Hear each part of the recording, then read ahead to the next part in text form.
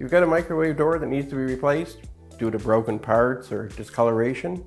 It can be done, so let's fix it.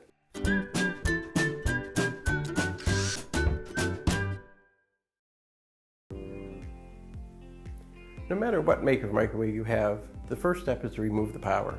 So you just want to unplug it. There's many different microwaves out in the marketplace today, and this one may not be the same as yours, but the steps I'm going to go through in changing it should be quite similar. To change your microwave door on this model is fairly easy. All that's required is one Phillips screwdriver. Our first step is going to be to remove the grill from the microwave. There's two screws on this microwave that holds the grill in place, one on this end and one on the other. So we're just going to remove that screw and then move down to the other side.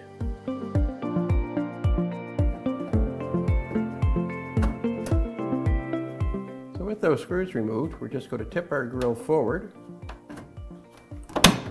and lift it up out of place and set it to one side.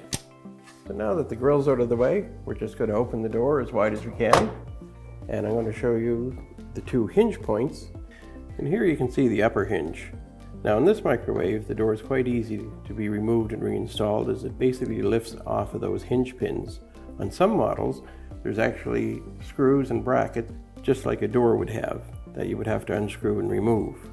Some models you actually would have to remove this wrapper. It's just a matter of taking the screws off and slide the cabinet off. And you'll find that the hinges are just inside and again retained with screws that would have to be removed and reinstalled. So now to remove the door, we're just going to apply a little pressure from the underside, lift straight up, and the door will lift off the hinges, and away it goes. And to put your door back on, you just reverse the process. I hope we've been able to show you how easy it is to do, and wish you good luck in changing yours.